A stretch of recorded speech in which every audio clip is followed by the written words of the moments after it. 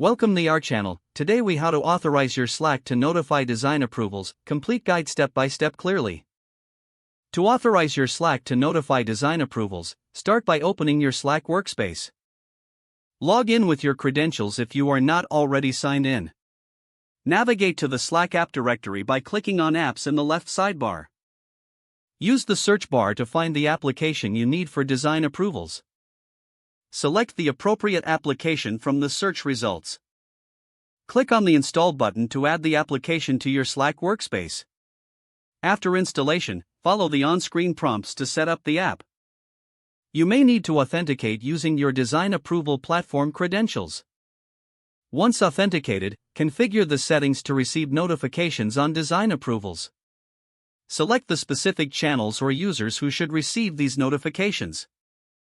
Customize the message format to suit your team's preferences. Save your settings once you've completed the configuration.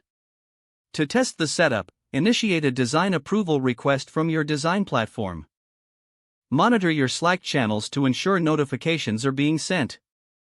If notifications are not appearing, double-check the integration settings.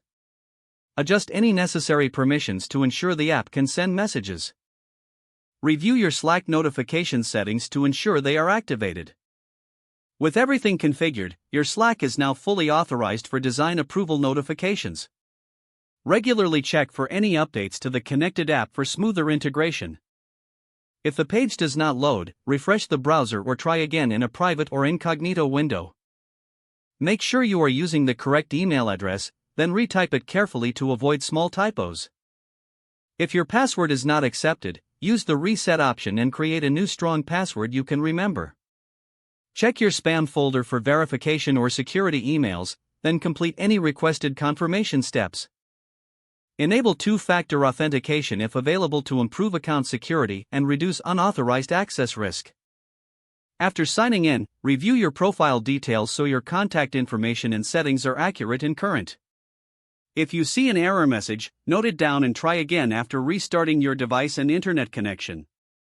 Log out when you finish, especially on shared devices, to keep your account and payment information secure. If the page does not load, refresh the browser or try again in a private or incognito window. Don't forget to like this video and subscribe to our channel for more step-by-step tech guides.